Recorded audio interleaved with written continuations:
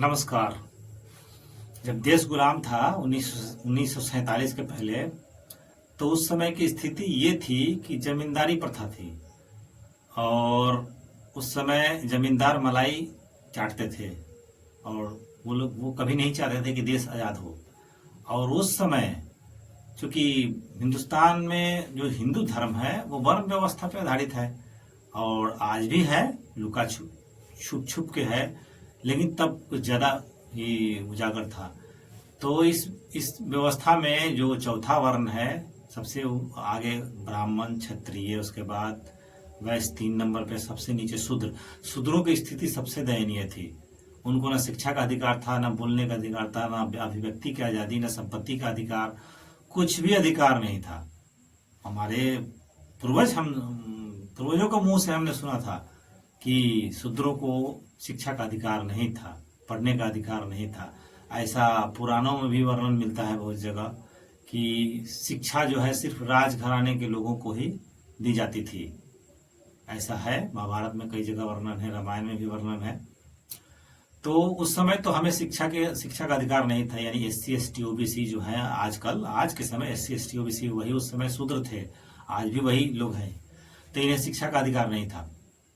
जब देश आज़ाद हुआ तो आज़ादी के समय उसके बाद संविधान का निर्माण हुआ। बाबा साहब ने संविधान के माध्यम से SC ST OBC लोगों के लिए बहुत सारी व्यवस्था की। शिक्षा का अधिकार, संपत्ति का अधिकार, अभिव्यक्ति की आज़ादी का अधिकार, बहुत सारे अधिकार मिले, तब जाके लोग शिक्षा लिए। आज के समय में जो लोग उस समय जमींदारी जिनकी थी, जो नहीं चाहते थे कि SC ST OBC वाले यानी शूद्र वर्ग के लोग पढ़ाई करें, वही लोग आज जैसे कोई धार्मिक कार्यक्रम हो उसके लिए संगठन बनाते हैं, कमेटी बनाते हैं और उस कमेटी के लोग चंदा वसूलते हैं, लाखों लाख रुपए चंदा वसूल के, और उस त्योहार के नाम पे नाच गाने का प्रोग्राम होता है। और इसमें सबसे बड़ा योगदान करते हैं SC ST OBC वाले लोग, इसके नौजवान। चाहे जो भी धार्मिक कार्यक्रम हो, उस सब कार्यक्रम में SC ST OBC वाले बढ़ चढ़ कर हिस्सा लेते हैं। लेकिन मैं इनसे एक सवाल पूछता हूं कि तब जब 1947 के पहले आपके पूर्वजों को, हमारे पूर्वजों को शिक्षा का अधिकार नहीं था, इन्हीं लोगों ने रोक रखा था। ये तो भला हो बाबा साहब का, जिन्होंने संविधान के माध्यम से हमें बहुत कुछ करने का, बोलने का, शिक्षा लेने का, संपत्ति अर्जित करने का अधिकार दिया। उस समय नहीं था। आज यही लोग वही साजिश करते हैं। आपको, हमको, हमारे बच्चों को, SC ST OBC के बच्चों को बरगला के, भला फुसला के उस कमेटी में रखते हैं। आप चंदा वसूलिए और पूजा कीजिए, कमेटी में आपका स्वागत है, आप लगे रहिए सारा दिन इसमें।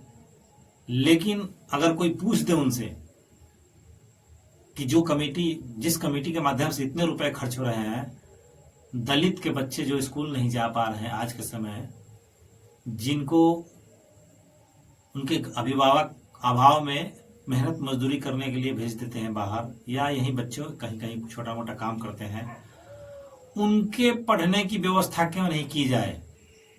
जिस पैसे से हम और आप कमेटी बनाकर जो पैसे वसूले जाते हैं पूजा के नाम पे, और जिससे सांस्कृतिक कार्यक्रम के नाम पे नाच होता है, ऑर्केस्ट्रा होता है, लोग देखते हैं बड़े चाव से, वही लोग देखते हैं SC ST OBC वाले। तो इसमें जो जागरूक नौजवान हैं, जो थोड़ा सा बहुत समझ रहे हैं, वे लोग सवाल क्यों नहीं पूछते हैं कि इन पैसों से, कुछ पैसों से, मान लीजिए आप पैसे इकट्ठा कर रहे हैं, कमेटी है, आपकी मर्जी है, आपकी इच्छा है, आपकी आस्था है, तो ठीक है, चलिए मान लेते हैं, हम भी आपकी आस्था का सम्मान करते हैं।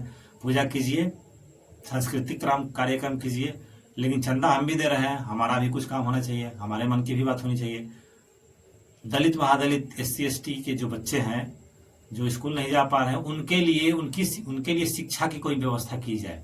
स्कूल तो है ही, आंगनबाड़ी है ही, इसके अलावा उस आंगनबाड़ी में वो लड़के आप निश्चित कीजिए, एक कमेटी है, ये कमेटी निश्चित करे, घूम घूम के पता लगाए कि किसका बच्चा स्कूल नहीं जा रहा है, आंगनबाड़ी में किसका बच्चा नहीं जा रहा है, क्यों नहीं जा रहा है, इसको सुनिश्चित किया जाए, तय किया जाए कि वो बच्चे जाएं। जिस वजह से नहीं जा रहे हैं उस वजह को दूर किया जाए। इस कमेटी का ये भी काम हो।